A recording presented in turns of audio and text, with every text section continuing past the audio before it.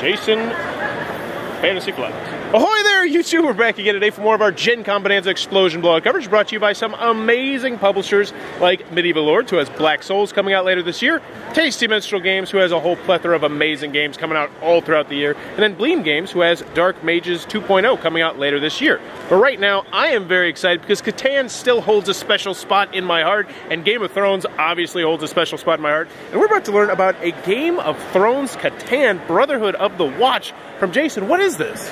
It is a new theme of Catan. It's not just a skin. A lot of people are concerned like, oh great, they're just putting a Game of Thrones skin on it. It is actually different. It changes the game up. There's some key changes. It's very thematic with the TV show.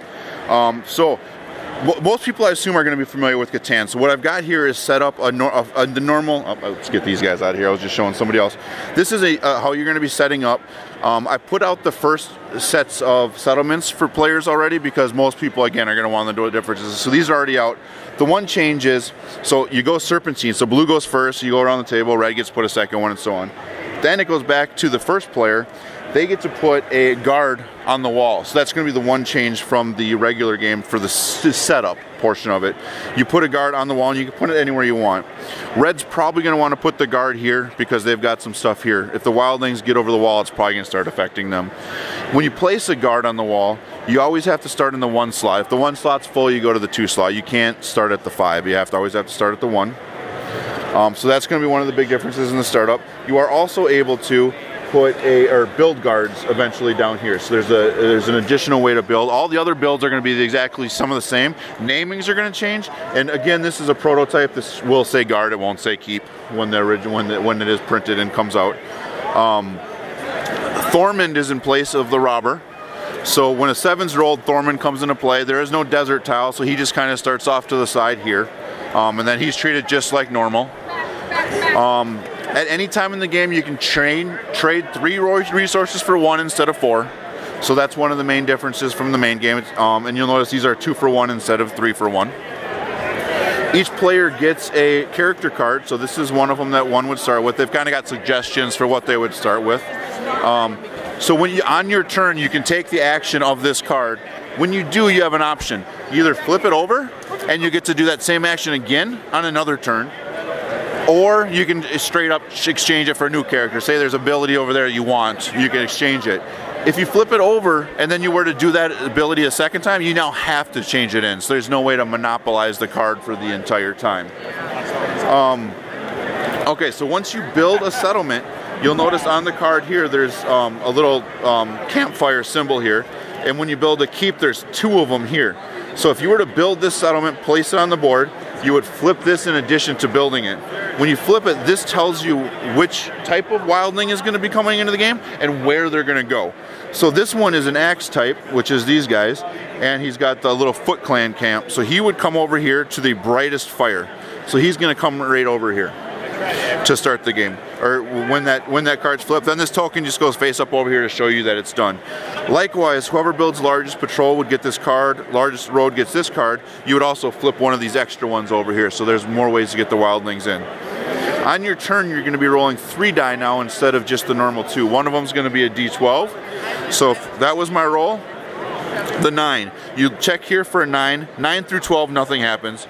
Let's just pretend let's see, 7 was rolled, or 8, we'll go 8. An 8 was rolled, and you check for a wildling here on the 8 slot. There is one here. He's now going to advance to the wall, and he's going to try to attack the wall. 3 different types of wildlings, they do different things. The axemen, as long as there's the same amount of guards or more than the wildling just kind of hangs out and waits for backup. He can't take care of the guard on his own. If a second axeman were now to join him, the guard goes away, the first one goes away, the second one breaches the wall, and there's arrows here, so they kind of go in this line. So he goes there and he's treated just like the robber. That space no longer produces until you get rid of him. Ways to get rid of him are going to be one of the player cards gets rid of him, and there's also a development card similar to the regular game where it says you get to move the robber.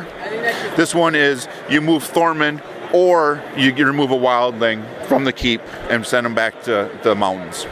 Now, do the different wildlings do different things? Yep. So that's how the axemen work. If he was here and This guy gets through. Yeah. He comes up, he just takes out the first guard, and he himself goes away. So they kind of both just knock each other out, basically. If he was still here, climbers. The climbers come in, they just automatically jump right over, whether there's guards there or not. There could be 5 guards, he's coming in. The big difference is, so this guy could never come over, he just knocks out guards. This guy comes over, he does not count as a breach. When the axemen come over, they count as breaches. So if he was here, the axemen would go here. Axemen are breaches whenever they come over. If there's a breach, this is the breach tracker here. So this goes down 1 slot. If it ever gets to the 3, that's called a tragic victory. The game is over at that point, and whoever has the most points at that point is going to win. So there's a tragic victory. Basically, the Wildlings won the game, but we still got to have one of the players playing win the game. There's also similar Catan. If you get 10 victory points at any point, you announce it. I have 10. Game over. So it has to be on your turn when you get it, and the game's over. So those are the big differences. So like this one was built here and there's an empty space. If you ever upgrade it and there's an opening, you're going to take one of these and put it back. So the next time you build one again, you're going to introduce another wildling. Alright, very cool. And this is coming out later this year? It's scheduled for Q4. I don't have an exact date. The MSRP is going to be $80. And everything, again, is a prototype. A lot of the art, I think, is final and stuff. The components will be better. They'll fix the spelling errors, or the naming errors. But yeah, that's the big difference. One thing I forgot to mention, too, is when you have guards on the wall, if you have 3 of them, you get 1 victory point, and 5 of them get you 2 victory points. So if you have a bunch of them on the wall, you're probably going to have the largest patrol card for a victory point, and some here, so that's more ways to get victory points. These in the regular game were always 2 points. They're 1 point because of the additional ways to score victory points. Oh, and one more question. Yeah. So if I'm just familiar with vanilla Catan and I come into this, should I be able to hit the ground running for the most part? You should be able to, yes. It's very, the cards help you out a lot.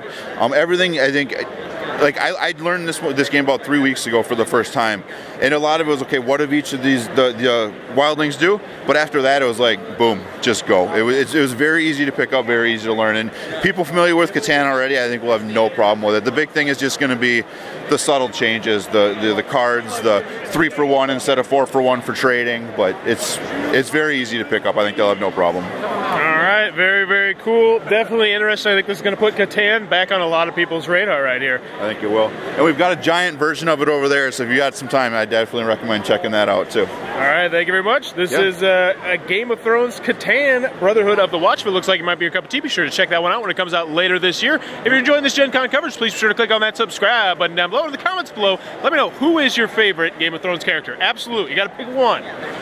Oh my goodness, I like Arya a lot. Arya? She just handles herself and gets things done. I'm a Cersei. She handles herself and she gets things done. Yeah, she does, but yeah, I got to go with Arya still. Let me know in the comments below who your favorite character is, and as always, thanks for your time, YouTube.